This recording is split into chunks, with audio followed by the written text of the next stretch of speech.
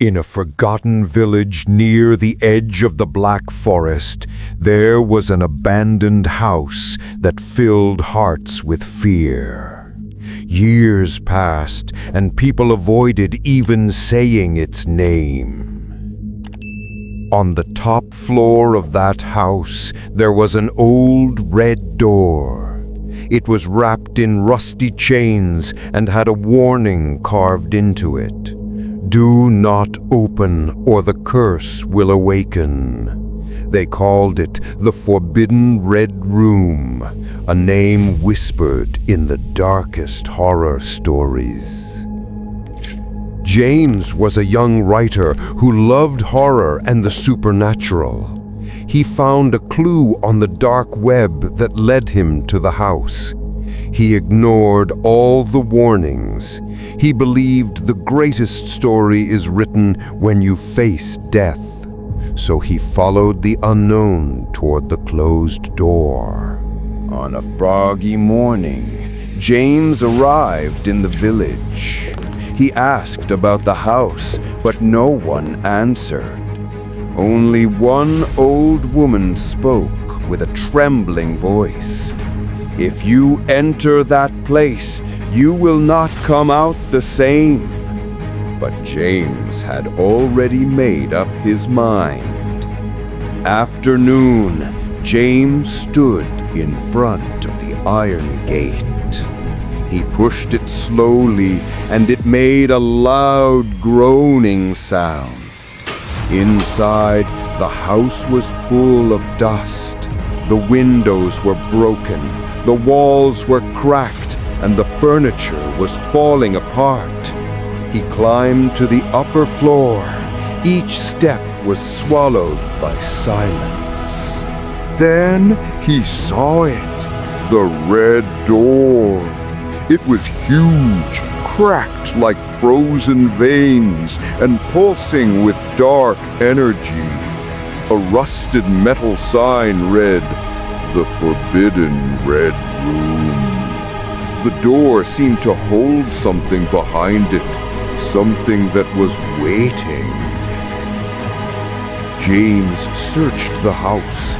He found a small key under the stairs. He put it in the lock. There was a sound like bones snapping. The door opened. A cold wind rushed out with the smell of sulfur. He stepped inside. The door slammed shut behind him. In the center of the room was a black table. On it was a large book covered in human skin. Its pages were yellow and filled with strange symbols, Latin, Hebrew, and other unknown shapes. James opened the book. The words began to read themselves. Then everything changed. The lights went out. Silence filled the room. Whispers came from the darkness. Footsteps behind him, but no one was there.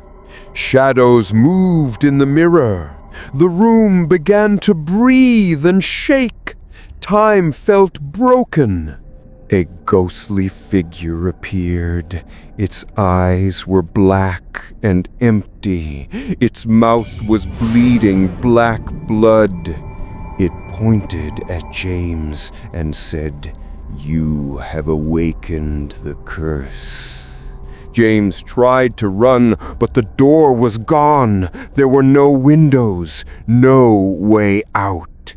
The book started eating its own pages. New words appeared on the walls. "You will not leave unless the curse is sealed." Heads came out of the walls, crying and screaming. Rotting bodies crawled toward the table. James began to chant. Each word hurt his body. On the last page he wrote, "The curse does not die, it moves on." There was a silent explosion. Red light filled the room. Then everything went dark.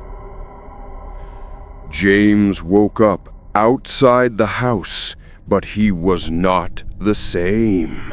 His reflection looked strange. His eyes were dark. His voice was twisted. He walked back to the village, but no one could see him. He had returned, but it was not really him. Months later, someone found his camera. There were photos of the room. In each photo, James's face got closer. The last photo showed a terrifying smile. Since that night, the house disappeared. The land turned to ash. They say whoever reads the story of the Forbidden Red Room to the end will start to hear whispers at night and see a shadow watching from the corners of their room.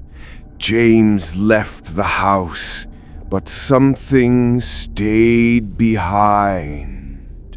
The curse did not vanish. It changed shape. It now lives in the story itself. The Red Room is not a place. It is an idea, a merciless curse waiting to be opened again. Did you hear that sound? That whisper behind you? Maybe you were never alone from the beginning.